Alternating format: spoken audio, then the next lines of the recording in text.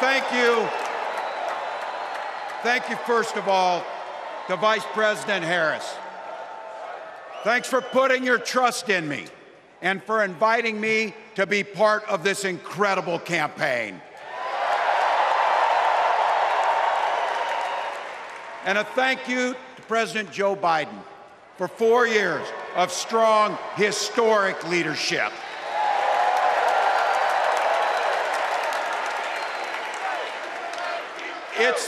It's the honor of my life to accept your nomination for Vice President of the United States.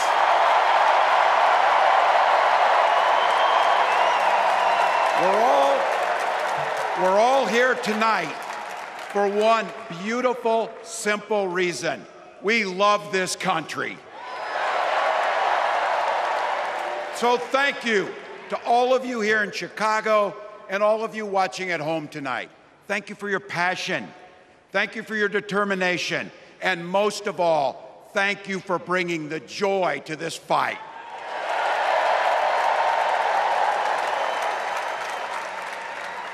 Now, I grew up in Butte, Nebraska, a town of 400 people. I had 24 kids in my high school class, and none of them went to Yale. But I'll tell you what, growing up in a small town like that, you learn how to take care of each other.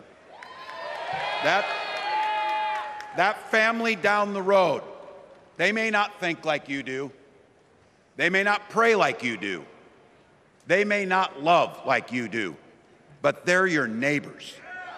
And you look out for them, and they look out for you. Everybody belongs, and everybody has a responsibility to contribute. For me, it was serving in the Army National Guard. I joined up 2 days after my 17th birthday, and I proudly wore our nation's uniform for 24 years. My dad, a Korean War era Army veteran, died of lung cancer a couple years later. He left behind a mountain of medical debt. Thank God for Social Security survivor benefits.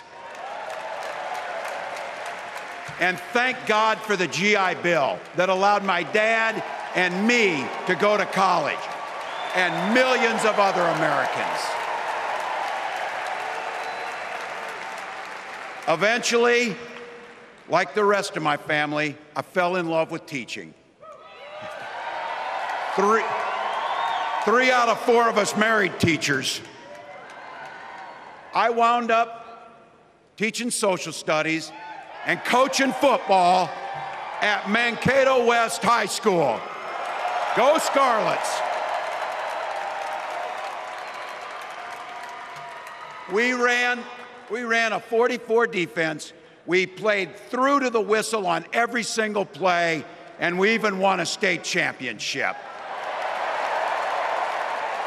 Never closed the yearbook, people. But it was those players and my students who inspired me to run for Congress. They saw in me what I had hoped to instill in them, a commitment to the common good, an understanding that we're all in this together, and the belief that a single person can make a real difference for their neighbors. So there I was, a 40-something high school teacher with little kids, 0 political experience, and no money, running in a deep red district. But you know what? Never underestimate a public school teacher. Never.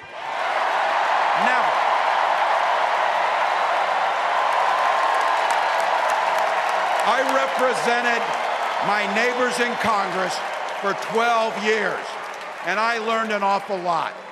I learned how to work across the aisle on issues like growing the rural economies and taking care of veterans. And I learned how to compromise without compromising my values. Then I came back to serve as governor, and we got right to work making a difference in our neighbors' lives. We cut taxes for the middle class. We passed paid family and medical leave. We invested in fighting crime and affordable housing. We cut the cost of prescription drugs and helped people escape the kind of medical debt that nearly sank my family. And we made sure that every kid in our state gets breakfast and lunch every day. So while other states were banning books from their schools, we were banishing hunger from ours.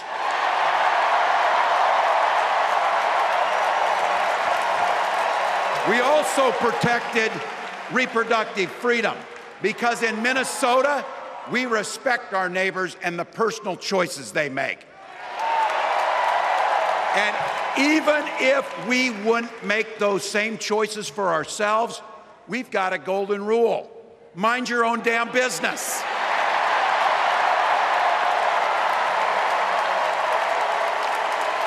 And that includes IVF and fertility treatments. And this is personal for Gwen and I. If you've never experienced the hell that is infertility, I guarantee you, you know somebody who has. And I can remember praying each night for a phone call. The pit in your stomach when the phone would ring, and the absolute agony when we heard the treatments hadn't worked. It took Gwen and I years, but we had access to fertility treatments. And when our daughter was born, we named her Hope. Hope, Gus, and Gwen, you are my entire world, and I love you.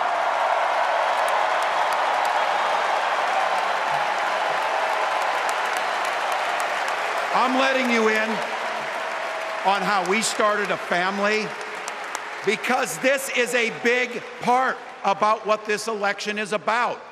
Freedom.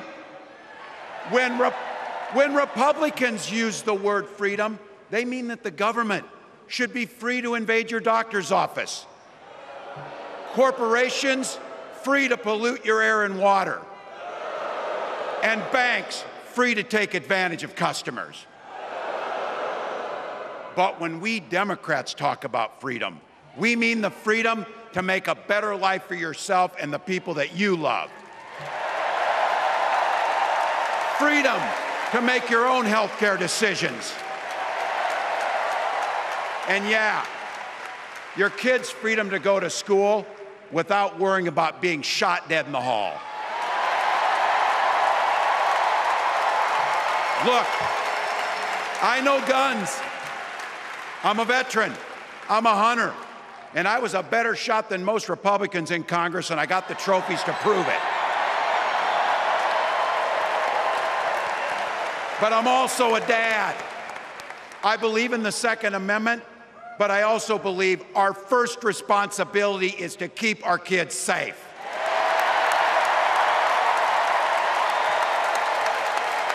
That's what this is all about. The responsibility we have to our kids, to each other, and to the future that we're building together, in which everyone is free to build the kind of life they want. But not everyone has that same sense of responsibility. Some folks just don't understand what it takes to be a good neighbor. Take Donald Trump and J.D. Vance. Their Project 2025 will make things much, much harder for people who are just trying to live their lives. They spent a lot of time pretending they know nothing about this.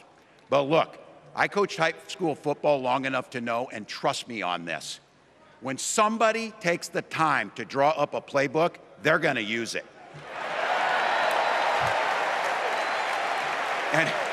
And we know if these guys get back in the White House, they'll start jacking up the costs on the middle class, they'll repeal the Affordable Care Act, they'll gut Social Security and Medicare,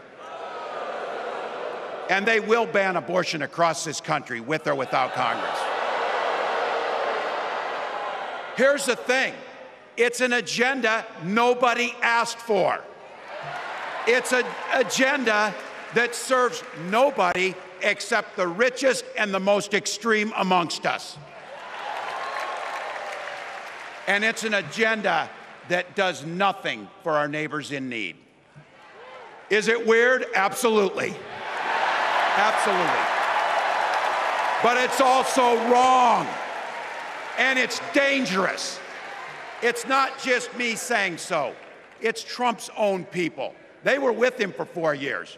They're warning us that the next 4 years will be much, much worse.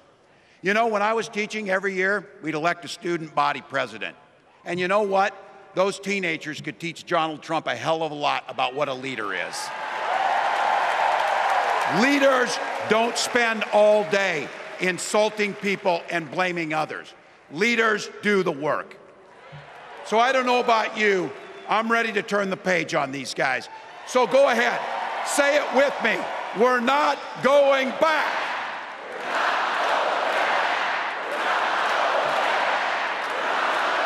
We've got something better to offer the American people. It starts with our candidate, Kamala Harris.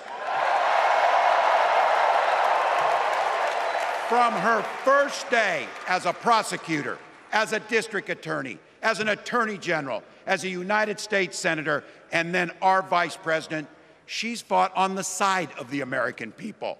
She's taken on the predators and fraudsters. She's taken down the transnational gangs, and she stood up to powerful corporate interests. She has never hesitated to reach across that aisle if it meant improving your lives. And she's always done it with energy, with passion, and with joy. Folks, we've got a chance to make Kamala Harris the next president of the United States.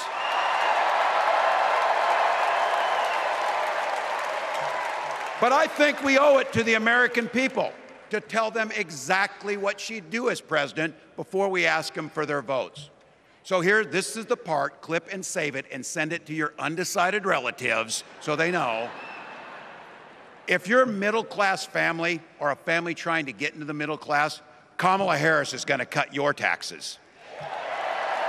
If you're getting squeezed by prescription drug prices, Kamala Harris is going to take on Big Pharma. If you're hoping to buy a home, Kamala Harris is going to help make it more affordable. And no matter who you are, Kamala Harris is going to stand up and fight for your freedom to live the life that you want to lead. Because that's what we want for ourselves, and it's what we want for our neighbors. You know, you might not know it, but I haven't given a lot of big speeches like this. But I have given a lot of pep talks. So let me finish with this, team. It's the fourth quarter. We're down a field goal, but we're on offense and we've got the ball. We're driving down the field. And boy, do we have the right team. Kamala Harris is tough. Kamala Harris is experienced, and Kamala Harris is ready. Our job for everyone watching is to get in the trenches and do the blocking and tackling. 1 inch at a time, 1 yard at a time, 1 phone call at a time, 1 door knock at a time, 1 $5 donation at a time. Look, we got 76 days. That's nothing. There'll be time to sleep when you're dead. We're going to leave it on the field. That's how we'll keep moving forward. That's how we'll turn the page on Donald Trump. That's how we'll build a country where workers come first. Healthcare and housing are human rights. And the government stays the hell out of your bedroom.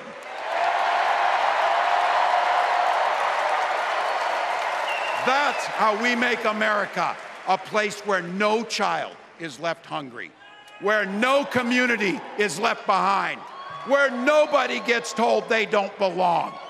That's how we're going to fight.